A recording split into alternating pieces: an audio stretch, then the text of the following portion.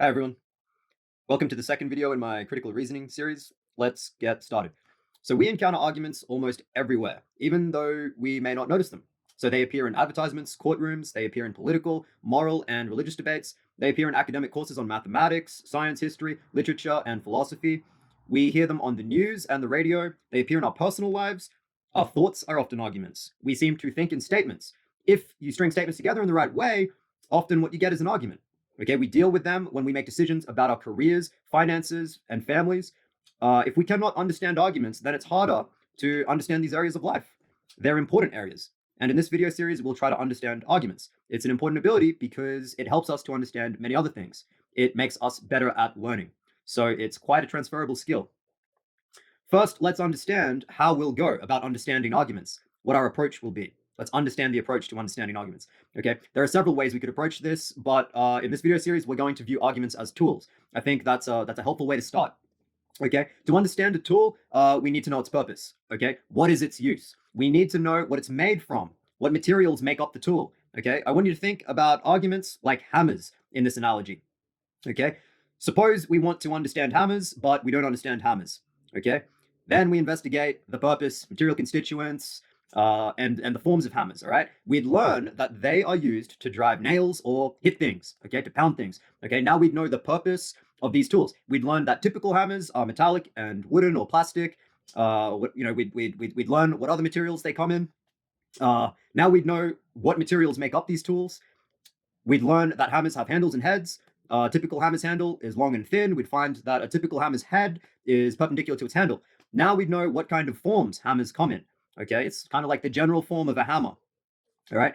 Now we often name arguments, so that way it's convenient when we refer to them. So famous arguments will often get a name, or if you say you're writing an essay or something and you make an argument, you might name that argument so you can refer to that argument later. It's convenient when we refer to them. So let's name this hammer Poundy. Nice to meet you, Poundy. Okay. Now we could even investigate other kinds of hammers with different purposes, materials and forms. So there are different kinds of arguments after all. So let's look at some other kinds of hammers. This hammer is used to hammer out justice and tell people to shut up when they shouldn't speak. Okay, its purpose is to pound justice into society and order into the courtroom.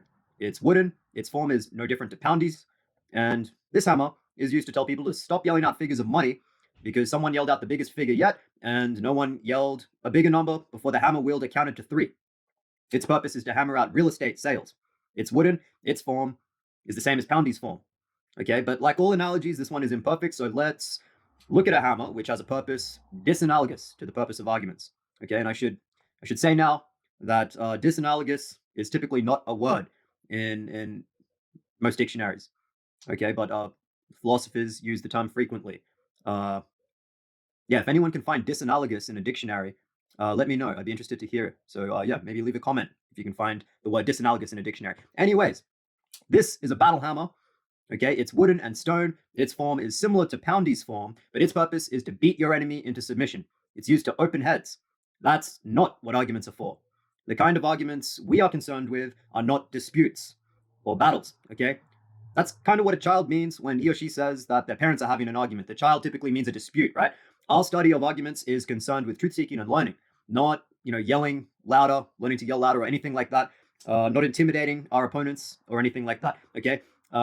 We aren't interested in owning people with witty, quick comebacks or anything like that. Our study of arguments is concerned with truth seeking and learning, not learning to yell louder. So if you learn something from a set of arguments, you win. Okay. Even when those arguments were counter arguments to yours, especially when those arguments were counter arguments to yours. All right. This scenario characterizes the best circumstances for changing one's mind. Okay, to embrace this feature of arguing is part of what it means to have an open mind or to keep an open mind. When we argue, our opponent is not the enemy. I like to think of the opponent and myself as a team. Okay, we just want to learn together through open dialogue, and we tend to learn more when we meet people who hold contrary views to our own. And also, dialogue is more difficult by yourself. Okay, we let argumentative dialogue open our heads rather than battle hammers. Okay, so we will make a value judgment and try to adhere to it throughout the series. That value judgment is that intellectual integrity is good. Okay. So of course, we could go on about hammers and learn more. I want to learn more about battle hammers personally, but we're already in a good place to start. So in other words, we're ready to hammer stuff. Okay, we'd be in a better position to use hammers well when we know their purpose, we also know how not to use them. We wouldn't then use one to give a head massage or extract a SIM card, right? Since we can critique our ability to drive nails, we also have a benchmark to track how well we use hammers. Okay, we just observe how well we drive the nail into place. All right. Since we know the materials of hammers, we can better determine good hammers from bad ones. All right. So if one has a bubble wrap head, or it has bubble wrap for a head instead of metal, then we can say it's a bad hammer because it's not going to it's not going to drive nails very well.